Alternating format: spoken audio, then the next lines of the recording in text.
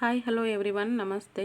Welcome back to my Vidyaraj point YouTube channel. ಸ್ನೇಹಿತರೆ, ಇವತ್ತಿನ top 10 G K questions and ಆನ್ಸರ್ಸನ್ನು ನೋಡ್ತಾ ಹೋಗೋಣ. ಈಗಾಗಲೇ ನಾವು 220 ಪ್ರಶ್ನೋತ್ತರಗಳನ್ನು ನೋಡಿದ್ದೀವಿ. ಇವತ್ತಿನ ಕ್ಲಾಸಲ್ಲಿ ಮುಂದಿನ ಪ್ರಶ್ನೆ 221ನೇ ಪ್ರಶ್ನೆಯಿಂದ ಶುರುವಾಗ್ತಾ ಇದೆ. ಹಾಗಿದ್ರೆ 221ನೇ ಪ್ರಶ್ನೆ ಹೀಗಿದೆ: ಮಾವು ಹಣ್ಣಾಗಲು ಯಾವ ರಾಸಾಯನಿಕವನ್ನು ಬಳಸಲಾಗುತ್ತದೆ?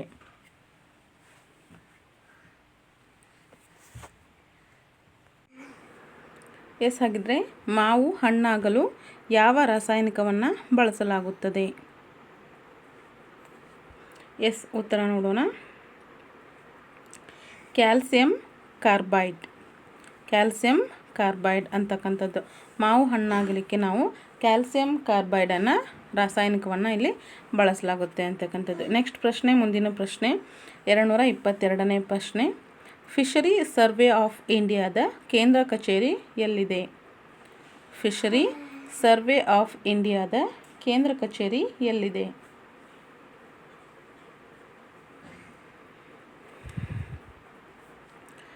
ಉತ್ತರ ಮುಂಬೈ. ಫಿಶರಿ ಸರ್ವೆ ಆಫ್ ಇಂಡಿಯಾದ ಕೇಂದ್ರ ಕಚೇರಿ ಬಂದು ಮುಂಬೈಯಲ್ಲಿ ಇರ್ತಕ್ಕಂಥದ್ದು. ನೆಕ್ಸ್ಟ್ ಈಗ ಮುಂದಿನ ಪ್ರಶ್ನೆ 223ನೇ ಪ್ರಶ್ನೆ: ಭಾರತದಲ್ಲಿ ಜೀವಿಗೋಳ ಧಾಮವನ್ನು ಸ್ಥಾಪಿಸಿದ್ದು ಎಲ್ಲಿ? ಭಾರತದಲ್ಲಿ ಜೀವಿಗೋಳ ಧಾಮವನ್ನು ಸ್ಥಾಪಿಸಿದ್ದು ಎಲ್ಲಿ?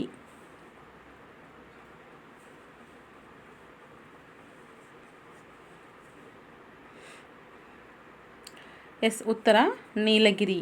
ಭಾರತದಲ್ಲಿ ಜೀವಿಗೋಳ ಧಾಮವನ್ನು ನೀಲಗಿರಿಯಲ್ಲಿ ಸ್ಥಾಪಿಸಲಾಗಿದೆ. ನೆಕ್ಸ್ಟ್ ಈಗ ಮುಂದಿನ ಪ್ರಶ್ನೆ ನೋಡೋಣ. 224ನೇ ಪ್ರಶ್ನೆ: ರೂಪಾಂತರ ಶಿಲೆಗೆ ಅತ್ಯುತ್ತಮ ಉದಾಹರಣೆಯಾದಂತಹ ಶಿಲೆ ಯಾವುದು?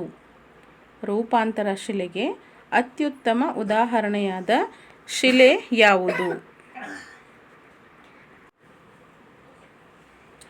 ಹಾಗಿದ್ರೆ ಯಾವ ಶಿಲೆ? ಉತ್ತರ ಬಂದು ಶಿಸ್ಟ್. ರೂಪಾಂತರ ಶಿಲೆಗೆ ಅತ್ಯುತ್ತಮವಾದಂತಹ ಉದಾಹರಣೆ ಅಂತಂದರೆ ಶಿಸ್ಟ್ ಶಿಲೆಯಾಗಿರುತ್ತೆ. ಓಕೆ. ನೆಕ್ಸ್ಟ್ ಈಗ ಮುಂದಿನ ಪ್ರಶ್ನೆ 225ನೇ ಪ್ರಶ್ನೆ. 225ನೇ ಪ್ರಶ್ನೆ: ವಾಯುಮಂಡಲದ ಅತ್ಯಂತ ಕೆಳಪದರ ಯಾವುದು? ವಾಯುಮಂಡಲದ ಅತ್ಯಂತ ಕೆಳಪದರ ಯಾವುದು?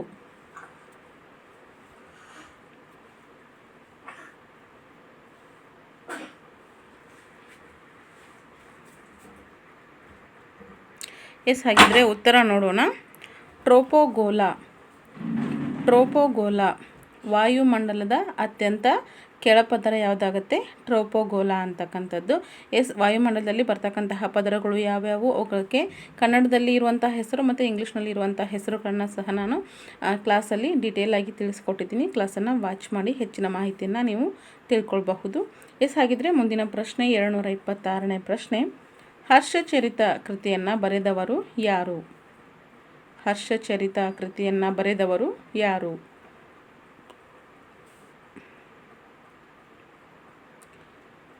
ಉತ್ತರ ನೋಡೋಣ. ಬಾಣಭಟ್ಟ. ಹರ್ಷಚರಿತ ಕೃತಿಯನ್ನು ಬರೆದವರು ಬಾಣಭಟ್ಟ ಆಗಿರ್ತಾರೆ. ಹಾಗಿದ್ರೆ ಮುಂದಿನ ಪ್ರಶ್ನೆ 227ನೇ ಪ್ರಶ್ನೆ: ದೇಶದಲ್ಲಿ ಯಾವ ಕಲ್ಲಿದ್ದಲು ಗಣಿಯಿಂದ ಗರಿಷ್ಠ ಕಲ್ಲಿದ್ದಲು ಲಭ್ಯವಿದೆ ಅಂತಕ್ಕಂಥದ್ದು. ದೇಶದಲ್ಲಿ ಯಾವ ಕಲ್ಲಿದ್ದಲು ಗಣಿಯಿಂದ ಗರಿಷ್ಠವಾದ ಕಲ್ಲಿದ್ದಲು ಲಭ್ಯವಿದೆ?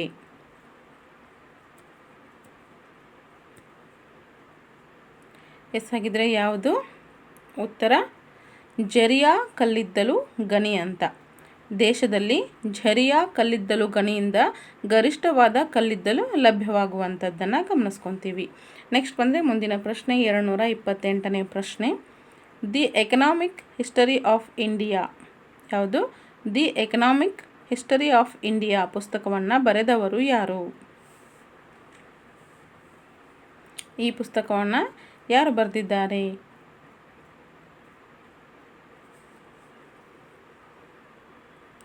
ಹಾಗಿದ್ರೆ ಉತ್ತರ ನೋಡೋಣ. R.C. ದತ್ 1901ರಲ್ಲಿ the economic history of India ಪುಸ್ತಕವನ್ನು R.C. ದತ್ ಅವರು 1901ರಲ್ಲಿ ಬರೆದಂಥದ್ದನ್ನು ನಾವು ಗಮನಿಸ್ಕೋತೀವಿ. ನೆಕ್ಸ್ಟ್ ಬಂದರೆ ಮುಂದಿನ ಪ್ರಶ್ನೆ 229ನೇ ಪ್ರಶ್ನೆ. ವರ್ಮಿ ಕಾಂಪೋಸ್ಟಿಂಗ್ ಮಾಡುವ ಜೀವಿ ಯಾವುದು? ವರ್ಮಿ ಕಾಂಪೋಸ್ಟಿಂಗ್ ಮಾಡುವ ಜೀವಿ ಯಾವುದು?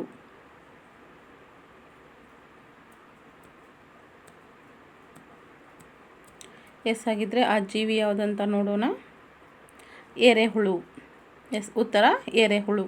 ವರ್ಮಿ ಕಾಂಪೋಸ್ಟಿಂಗ್ ಮಾಡುವಂತಹ ಜೀವಿ ಎರೆಹುಳು ಆಗಿರತ್ತೆ. ಎಸ್ ಆಗಿದ್ದರೆ ಈ ಕ್ಲಾಸ್ನ ಕೊನೆಯ ಪ್ರಶ್ನೆ 230ನೇ ಪ್ರಶ್ನೆ. ಆಧುನಿಕ ಬೆಂಗಳೂರಿನ ನಿರ್ಮಾತೃ ಎಂದು ಯಾವ ದಿವಾನರನ್ನು ಕರೆಯಲಾಗುತ್ತಿತ್ತು?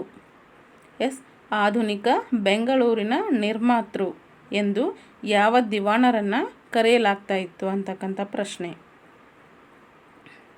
ಎಸ್ ಆಗಿದ್ದರೆ ಈ ಪ್ರಶ್ನೆಗೆ ಉತ್ತರ ಎಸ್, ದಿವಾನ್ ಶೇಷಾದ್ರಿ ಅಯ್ಯರ್. ದಿವಾನ್ ಶೇಷಾದ್ರಿ ಅಯ್ಯರ್ ಅವರು ಆಧುನಿಕ ಬೆಂಗಳೂರಿನ ನಿರ್ಮಾತೃ ಎಂದು ಅವರನ್ನು ದಿವಾನರು ಎಂದು ಸಹ ಆಗ್ತಾ ಇತ್ತು ಅಂತಕ್ಕಂಥದ್ದನ್ನು ಗಮನಿಸ್ಕೊತೀವಿ.